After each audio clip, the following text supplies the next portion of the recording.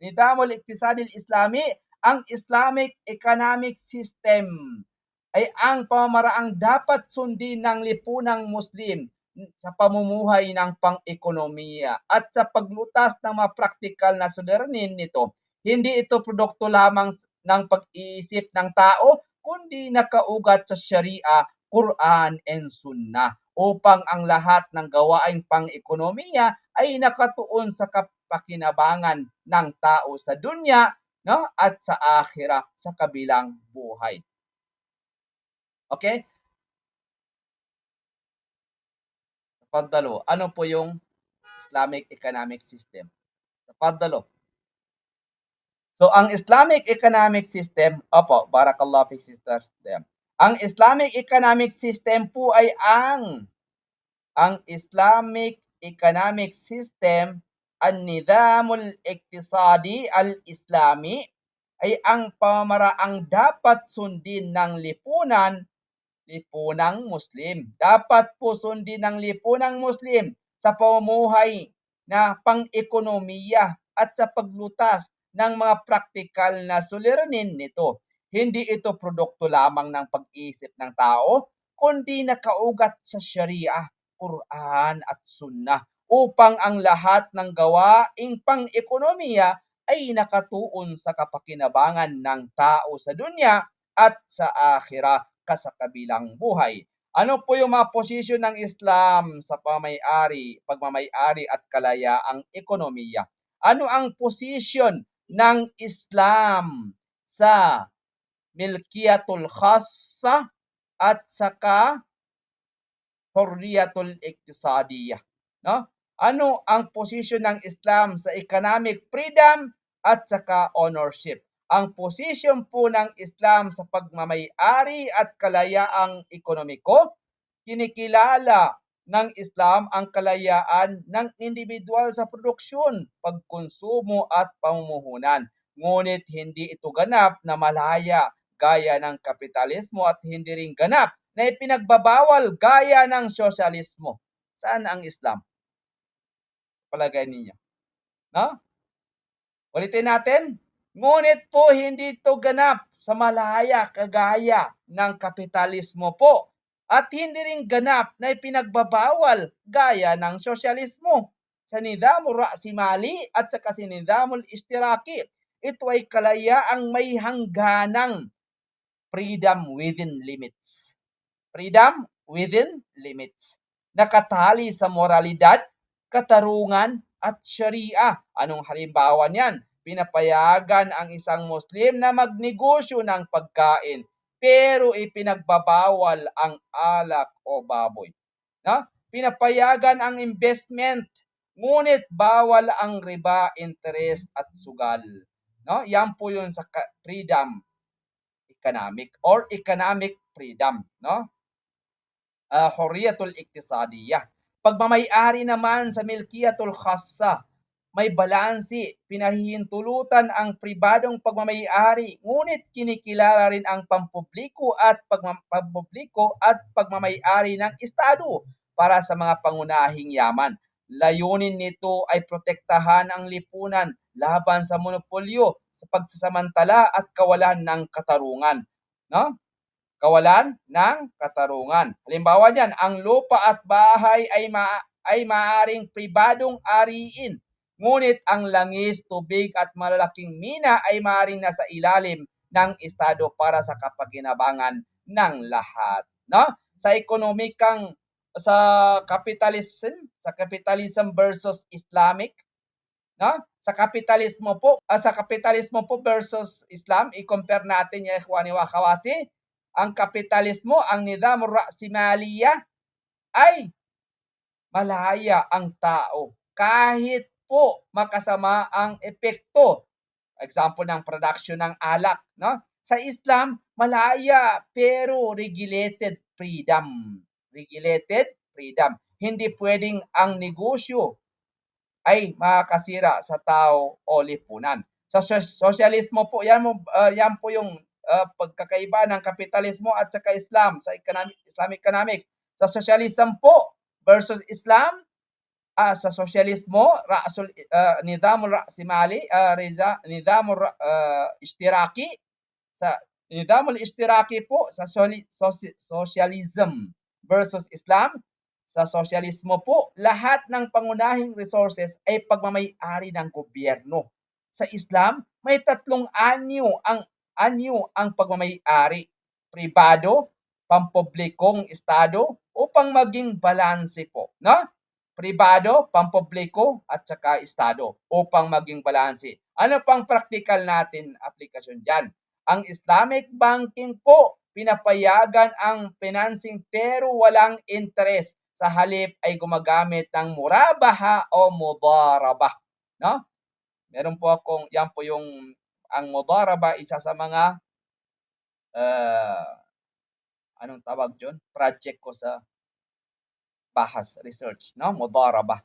So yan po yung ginagamit sa Islamic banking, yung murabaha at mudarabah at marami pang iba. So sa halal industry po, umiikot ang negosyo sa halal food, halal tourism, and Islamic finance. Lahat ay sumusunod sa Sharia, no? Halimbawa niyan, no?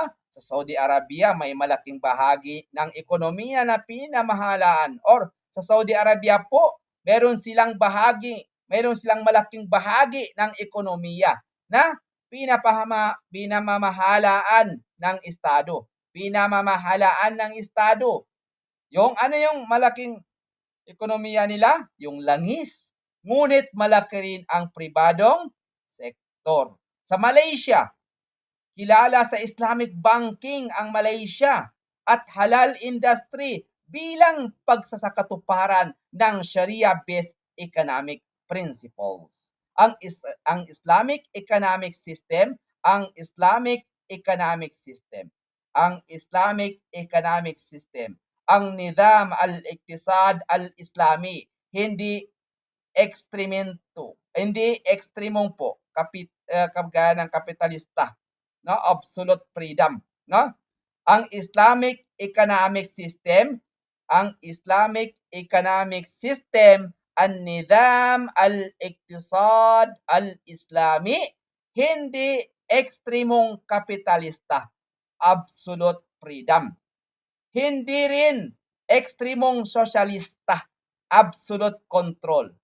Bagkus ito ay balance economic freedom na nakaangkla sa Sharia para sa kabutihan ng individual at lipunan. Sa madaling salita po, ang Islam ay nagbibigay ng kalayaan sa tao upang magpundar, magtrabaho at magnegosyo, ngunit ang kalayaang ito ay ginagabayan ng Sharia upang matiyak ang katarungan, kapakinabangan at kaligtasan sa dunya at akhirah. Tafaddalu ya ikhwani wa akhawati.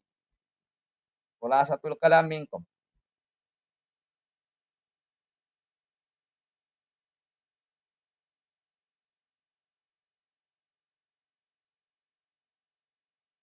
Tafaddalu.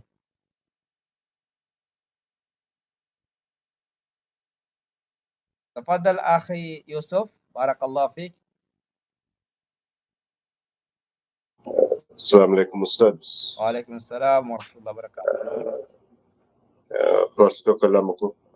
So, akong notes man, ang Islamic economics, ito ang balanse sa dalawang sistema, sa capitalism o sa socialism man. Kasi sa capitalism man, ang focus man ang pribado na ari man o businessman. And sa socialism, ang gobyerno, sila mo control ang lahat ng resources man. Pero sa Islamic economics, ang balance ang dalawa, kay ang state man mo control ang mga resources po, pero na-emphasis po sa publiko, pribado, ang mga estado sa ilang resources po. Ang diferensya sa tatlo, ang Islamic economics man, na-balance o freedom, pero may limitations mga freedom man. Ang halimbawa ito kay ang isa ka pribado or isang estado, pwede sila mo sell ng pagkain or anything man pero bawal ang alak, ang halimbawa ito. Or ang mga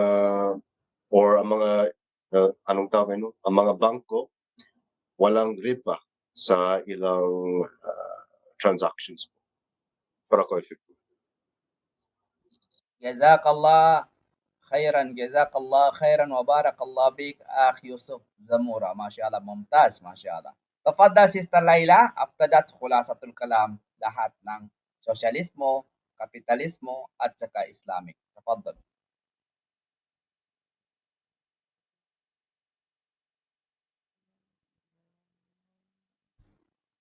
Sister Laila, Sorry po, Doc. Ano po yun, Doc? nagtaas ka ng kamay. Ay, sorry. Hindi ko nababa. Kanina pa yun, Doc. Kanina pa ba? Okay, barakallahu fikum. Okay, i-compare natin, barakallahu fikum.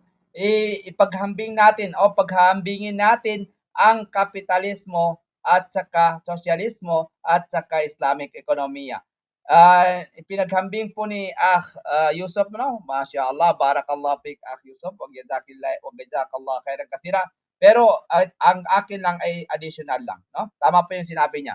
Sa aspeto po, no? Sa kapitalismo, pribado po siya, private ownership. Pero papunta sa sosyalismo, estado po, public ownership. Kung sa kapitalismo ay private ownership, pero sa sosyalismo ay public ownership. No? Estado siya.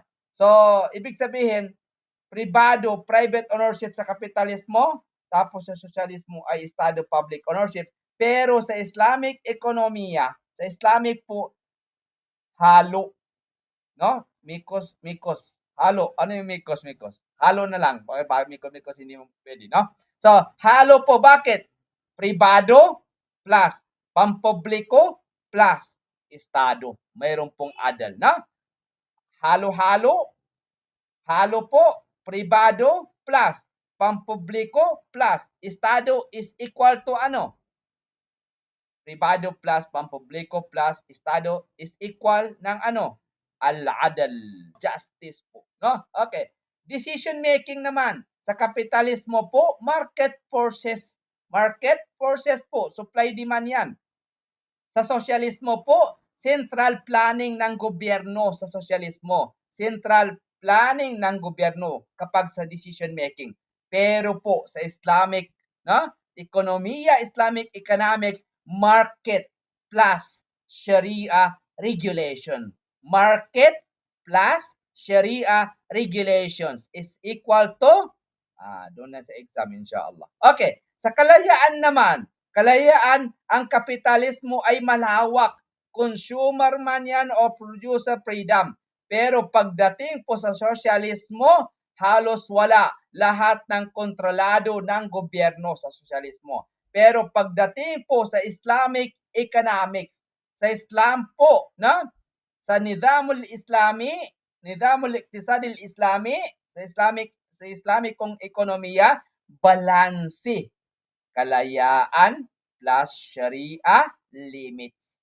Sa Islamic ekonomiya ay balanse, kalayaan plus Sharia limits. Kaganda ng Islam, na? Sa distribution ng yaman na naman, kapag ang kapitalismo sa distribution ng yaman, inequality, mataas. Inequality, mataas. Pero ang sosyalismo, pantay, ngunit mabagal ang growth. No? Pero sa Islamikong ekonomiya, pantay plus growth, no?